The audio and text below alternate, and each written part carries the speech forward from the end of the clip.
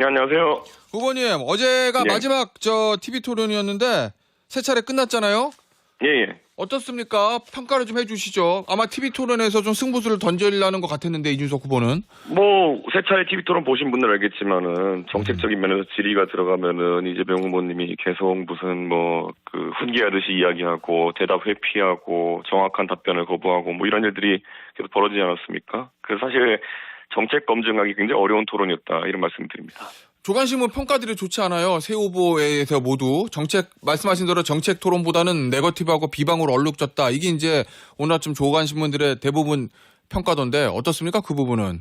왜 그렇게 된 것 같아요? 네. 아마 이번 TV 토론에서 정책적인 질의를 하고, 예를 들어서 어떤 재원 마련 대책이나 이런 것들을 꾸준히 물어봤던 거는 아마 저밖에 없을 겁니다. 그렇기 때문에 저는 제가 질문을 던질 때 굉장히 성실하게 던졌고, 그런데 다 아시는 것처럼 거기에 대해서 극단적이시네요. 이런 답변이라든지, 아니면 뭐는 모른다는 식으로 얘기하고, 이런 답변들이 줄을 이었던 것으로 기억합니다.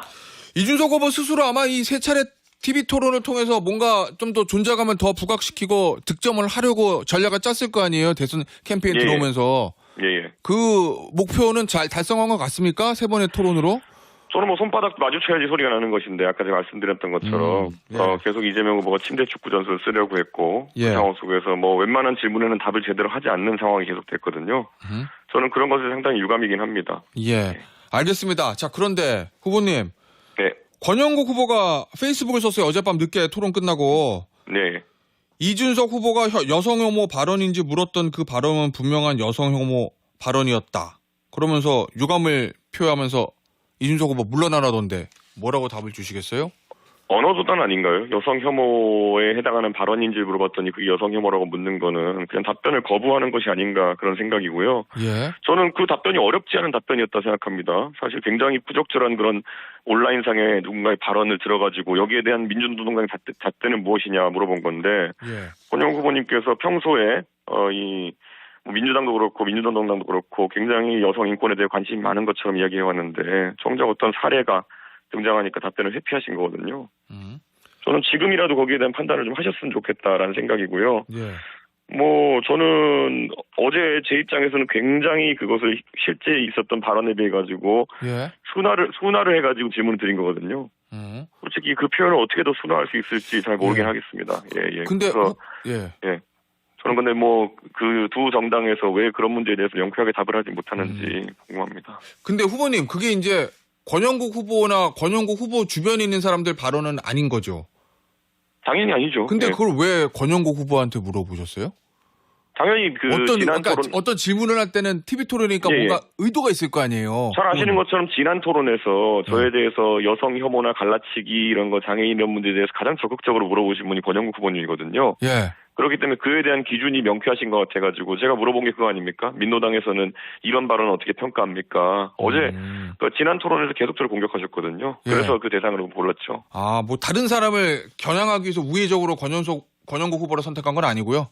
저는 일반적인 인터넷에 있는 발언 하나를 소개하면서 거기에 대해서 민노당의 기준을 물어본 것이거든요. 예. 그러니까 일반적으로 인터넷에 돌아다니는 발언이었단 말씀이신 거죠? 예. 당연히 그 발언을 한 것을 의심받는 다른 당사자가 있긴 하지만은 그래요? 저는 제3자이면서 오히려 이 문제에 대해서 항상 되게 강하게 발언해 오신 민노당 쪽에서 냉정하게 제3자적인 평가를 내릴 수 있다 판단했죠. 알겠습니다. 자, 그러면 일단 그리고 제가 냉정하게 말씀드리면은 지난 2017년 대선 토론회에서는 그때 심상정 후보님이었던가요? 돼지 발정제 문제를 굉장히 세게 들고 나오셨거든요. 홍준표 후보를 향해서. 예. 그렇죠. 그때 홍준표 후보가 그거는 내가 자서전에 좀 재밌게 쓰려다가 그렇게 한 것 같다. 미안하다 이렇게 하고 그냥 끝난 거거든요. 그러니까 저는 사실 방송 토론에서 어느 정도의 질문이 가능하고 어느 것이 불가능한지 이거에 대한 잣대는 그때 한번 설정된 거 아닌가라는 생각을 합니다. 예. 아니, 일각에서는 이게 사실상 권영국 후보한테 질문을 했지만 사실상 목표는 권영국 후보보다 이재명 후보를 겨냥한 질문 아니었냐 이런 일각 해석도 있던데 맞아요? 이재명 후보가 그런 발언에 대해 가지고 권영국 후보가 마찬가지로 입장 표명을 전 거부하셨다고 판단하는데 왜 그런지는 잘 모르겠습니다. 알겠습니다. 자, 단일화 얘기 좀 물어보죠. 후보님. 어제 TV 토론 끝나고 김문수 후보하고 잔 30초라도 이야기 나눈 거 있습니까? 전혀 없었습니다. 전혀요? 예. 그럼 단일화 이제 완전히 물 건너간 거예요? 원래 애초에 뭐 이것을 하자는 의도도 없었고 예. 뭐 이것에 논의가 오가는 것도 아니고 결국에는 시안 하나를 놓고 호사가들이 이야기한 것이지 저는 예. 뭐 별다른 뭐 일은 없었다고 생각합니다. 아니 왜냐면 지난 대선 때는 마지막 토론 끝나고 사전 투표하기 전에 당시 윤석열 안철수 두 후보의 단일화가 새벽 협상이 있어가지고 어제도 혹시 마지막 협상이 있지 않았나 조금 생각해봤더니 전혀 접촉이 없었단 말씀이신 거죠? 예, 전혀 그런 거 없었습니다. 근데 원래 단일화 안 할 거라고 계속 얘기해왔잖아요, 후보님이. 예, 예. 어제 오후에 긴급 기자회견까지 해서 또 쐐기를 박은 예. 이유는 뭡니까? 계속 민주당 쪽에서 그런 유언비어를 퍼뜨리고 그걸 통해 가지고 지지층을 흔들려고 하기 때문에 제가 예. 강하게 이야기할 수밖에 없었던 측면이 있습니다. 그러면은 민주당에서 단일화 할 거다, 뭐 내란세력 단일화 이런 얘기들을 했잖아요. 예, 예. 그것 때문에 그러면 이준석 후보의 지지층이 좀 흔들리는 거를 체감하고 있었다는 말씀이세요? 뭐 흔들려고 하는 시도가 있었으니까요. 거기에 대해서 대응해야겠는 거겠죠. 그럼 민주당은 왜 자꾸 단일화 할 거라고 그렇게 한다고 보세요? 아무래도 그들의 내부 지표에서 결국 이준석이라는 사람이 TV토론에서 여러 가지 이야기를 하면서 그리고 민주당의 지지층이 많이 흔들리고 있다는 판단을 한 것 같습니다. 아니 그러면은 이준석 쪽으로 민주당 지지층이 표가 몰리는 거를 막기 위해서 이준석을 김문수한테 묶어두려고 그랬다 뭐 이런 의도라는 말씀이신 거예요? 여러 개의 그 조사에서 나온 지표들을 봐도 예. 사실 이준석 대 이재명으로 양자 대결 붙여봤을 때 김문수 대 이재명보다 민주당 표 이탈이 크다는 것이 계속 나오고 있었거든요. 예. 그렇기 때문에 그런 지표 때문에라도 민주당이 그런 판단한 것이 아닌가 그런 생각을 합니다. 알겠습니다. 아니 국민의힘에서 어쨌든 계엄에 대해서 사과하고 윤석열 전 대통령 탈당 공고 이런 것도 있었는데 요게 단일화 상대로서의 변화의 모습이라고 전혀 볼 여지는 없는 건가요, 후보님? 저 당연히 고려한 적이 없기 때문에 그쪽에서 무슨 행동을 하는지 별 관심이 없습니다. 예, 알겠습니다. 어제 김용태 비대위원장이 역시 또 기자들 회견처럼 얘기하면서 그 얘기를 했잖아요. 사실상 3자 구도로 갈 것처럼 네. 더 이상 이준석 후보에게 단일화를 뭐 요구하지 않겠다 이런 취지의 발언들이 나오는데 그건 어떻게 들으셨어요? 저는 아무 말도 안 하고 있는데 자기들끼리 왔다 갔다 하면서 계속 입장을 바꾸는 거거든요. 아, 그래요? 예. 그래서 저는 뭐 별로 그거에 대해서 반응하지 않고 있습니다. 아니, 제가 예. 뭐 김용태 위원장이랑 상의하면서 움직이는 것도 아니고 예. 저는 일관되게 그냥 단일화 없다라는 메시지를 하고 있고 그들이 계속 메시지 바꿔가면서 얘기하는 것이거든요. 예. 예. 아니, 김용태 비대위원장이 이준석 후보한테 이제 조건 제시하라. 원하는 거 들어주겠다. 이렇게까지 얘기했다고 이제 보도가 돼 있는데 한 번도 생각해 본 적 없으니까 그 조건에 대해서? 네, 저는 한 번도 생각해 본 적이 없습니다. 일관되게? 단일화에 대해서는요? 예. 알겠습니다. 아니, 그런데 만약에요.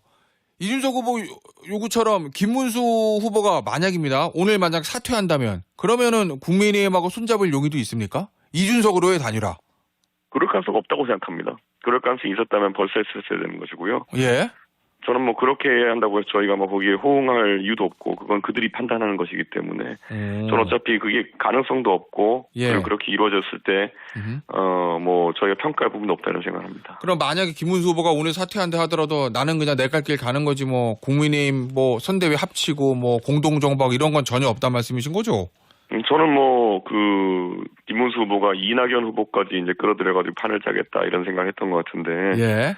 뭐 저는 그런 생각 자체에 동의하지도 않고 예. 그리고 저는 뭐 김문수 후보가 다시 말씀드리지만 그런 판단을 할 분도 아니라는 걸 우리가 한덕수 후보와의 관계 속에 본 거잖아요. 아, 예. 예, 그렇기 때문에 뭐 기대를 하는 모습 자체가 없습니다. 저희는. 예. 예. 알겠습니다. 어찌됐건 나는 끝까지 개혁신당으로 그냥 간다 이 말씀이신 거잖아요. 예, 저희는 계속 그렇게 밝혀왔습니다. 예.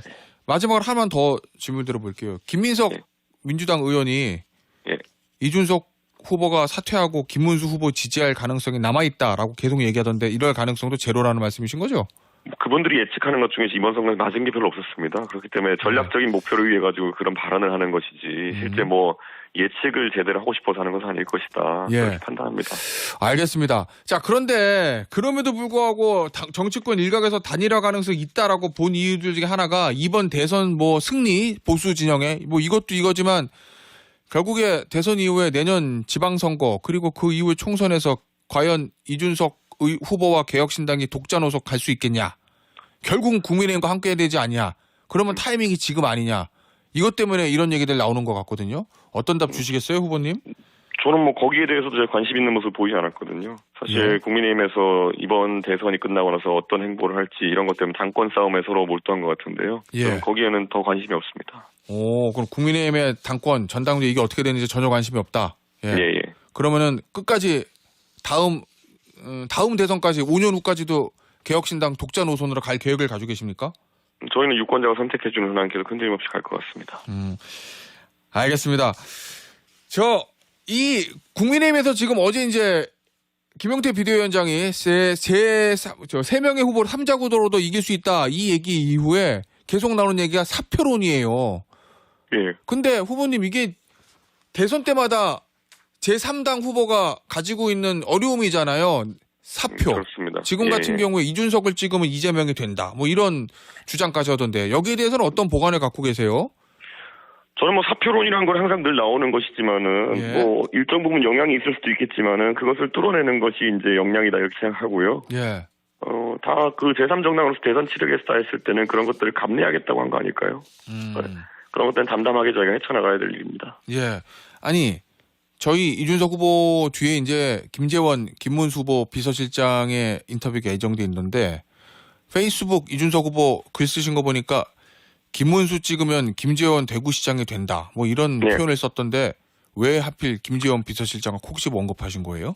뭐 아무래도 김재원 실장이 거기서 전략을 담당한다고 알려져 있고 예. 그리고 지금 김문수 후보의 행보를 보면은 대선을 이기기 위한 어떤 방향성이라기보다는 결국 뭐 당권에 관심 있는 사람들의 행보와 비슷하지 않느냐. 예. 뭐 그게 김문수 후보의 기획인지 아니면은 김재원 실장의 기획인지 모르겠지만은 그러다 보니까 김재원 의원이 사실 제가 대표할 때부터 대구시장 하고 싶어 하셨거든요. 예. 그런 기획이 뒤에 있는 거 아니냐라고 가볍게 찌른 겁니다. 그분이 먼저 이제 사실 사표론 같은 걸 펼쳤기 때문에 맞대응한 거죠. 알겠습니다. 자, 그런데 후보님 지금 여론조사상 지지율이 이제 두 자릿수 초반 뭐 아니면 한 자릿수 후반 왔다 갔다 하는데 예. 결국 거기서 예를 들면 15%를 벽을 뚫고 쫙 올라갈 건지 아니면 아래로 쭉 빠질 건지 지금 갈림길이잖아요. 예. 이 국민의힘의 사표론 공격에 대해서 어떤 보관을 가지고 계시는지 그게 제가 궁금해서 구체적인 안을 보관을 가지고 계세요? 자신을 뭐 위한 비단 주머니 3개? 저희도 지금 저희 입장에서는 최선을 다하고 있는 것이기 때문에 예. 여기에 있어가지고는 뭐 유권자의 판단을 기다리는 것이지 저희가 뭐 전략적인 움직임을 많이 할 건 아닙니다. 예. 제가 이제 무방유세 선언하는 것처럼 예. 결국에는 진정성으로 유권자에게 다가가야 될 겁니다. 아니 그래도 유권자의 표를 당연히 판단을 기다리는 건데 그 유권자 판단을 국민의힘으로 가지 않고 개혁신당 이준석 후보에게 오게 하기 위한 뭔가 어떤 핵심 메시지 이런 건 있을 거 아니에요? 메시지가 저희가 때때로 이제 타이밍 맞춰가지고 예. 그 상황에 따라 내릴 거고요. 지금 상황에서는 진정성 있게 무방유세 돌입하는 게 우선인 것 같습니다. 그 선거 출마하기 전부터 얘기했던 동탄 모델 지금도 유효합니까? 동탄 모델 외에는 방법이 없다는 것을 계속 얘기한 거고요. 예. 동탄 모델 자체가 쉬운 모델이 아니었던 것처럼 그렇죠. 지금도 이 탄핵 대선은 쉬운 모델은 아닙니다. 하지만 이것 외에 다른 길은 없다라는 입장이 그대로입니다. 예, 알겠습니다. 제가 여론조사를 말씀을 좀 드려가지고 개요를 말씀드려야 될 것 같습니다. 자세한 건 중앙선거 여론조사심의위원회 홈페이지 참조하시면 되는데 중앙일보 한국갤럽에 의뢰해서 24일, 25일 휴대전화 면접 방식으로 조사한 것이고 존칭 빼고 이재명 후보 49, 김문수 후보 35, 이준석 후보 11 이렇게 나왔다는 점을 말씀을 드리면서 후보님 예. 대선 전에 저랑은 마지막 인터뷰일 것 같은데 최종 득표를 어느 정도 예상하고 계십니까? 저는 뭐 당선을 항상 예상하고 달리고 있습니다. 열심히 해가지고 좋은 성과 내도록 하겠습니다. 자, 그러면 이 중앙일보 여론조사 기준으로 하면은 최소한 한 30% 이상을 올려야 돼요. 예. 하루에 5%씩은 올려야 되는데 보관은 제가 계속 보관을 물어보네요. 이준석 후보 왠지 보관을 가지고 있을 것 같아서. 열심히 하겠다고 왜 뭐가 있겠습니까? 예. 그래요? 예. 알겠습니다. 예. 아니 어제 김문수 후보하고 단일화 안 한다가 아니 그냥 한 번 더 해서 쐐기 박은 이유가 혹시 예. 이낙연 전 대표의 어떤 죄송합니다.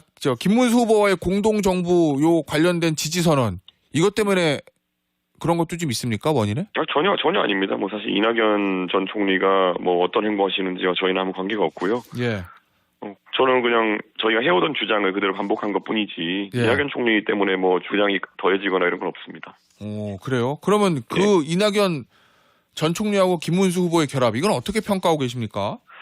굉장히 뭐 이질적인 결합이긴 한데 사실 그 결합을 통해 가지고 어떤 가치가 더해질지는 저는 잘 모르겠습니다. 저희도 개혁신당도 창당 초기에 이낙연 총리 측과 같이 행보를 잠시 했던 적이 있는데 예. 어느 정도 좀 결합되기 어려운 측면이 있거든요. 그래서 그런 것들을 잘 극복할지는 저는 잘 모르겠습니다. 알겠습니다. 자, 그리고 이준석 후보 최근의 발언들을 보면 유독 이제 노무현 전 대통령 언급을 좀 많이 하던데 어떤 이유에서 그렇습니까? 왜냐하면 이 민주당에서는 이거를 박근혜 키즈 이미지를 세탁하기 위한 거다. 뭐 이런 비판도 좀 하거든요. 아니 뭐 요즘 저 박근혜 키즈를 부르는 사람이 어디 있다고 그걸 세탁합니까? 예. 그러니까 저는 그거는 민주당에서 노무현 대통령의 정신이라는 걸 본인들만 향유해야 된다라고 판단하는 아주 편협한 생각인 것 같아요. 예. 노무현 정신이라고 하는 것은 소신 있게 이야기하고 그리고 당당하게 정치하는 그런 어떤 문화 자체를 이야기하는 것인데 그걸 계승하겠다는 것이 뭐가 그렇게 문제겠습니까? 오히려 민주당에서 노무현 정신에 나만의 작은 노무현 이렇게 만들어버리려고 하는 사람들이 좀 판단을 잘못하는 것 같습니다. 알겠습니다. 그런데 김문수 후보 같은 경우에는 박근혜 전 대통령하고 이명박 전 대통령이 이제 만나는 모습을 보이던데 이준석 후보는 두 전직 대통령을 만날 계획은 전혀 없는 겁니까? 저희가 이제 말하듯이 과거 아니야 미래로 가야 된다 이런 것이고 전직 대통령분들이 분명히 주실 수 있는 조언도 있겠지만은 지금 선거에서 그분들의 후광에 의존하려고 한다는 것은 사실 미래지향적이지 않다 이런 판단을 하고 있고요. 제가 대통령이 되면 또 그분들의 조언이라는 건 따로 청취할 기회가 있지 않을까 생각합니다. 알겠습니다. 후보님 마지막으로 이 청취자분들을 위해서 한 말씀 해주세요. 이번 선거를 통해 가지고 정말 좌도우도 아니고 앞으로 가는 그런 미래를 한번 설계해보고 싶습니다. 무엇보다도 대한민국에도 당당하게 할 만하고 하는 정치 세력이 하나 있어야 되지 않겠습니까? 기호4번 개혁신당 이준석에게 소중한 한 표 부탁드립니다. 알겠습니다. 오늘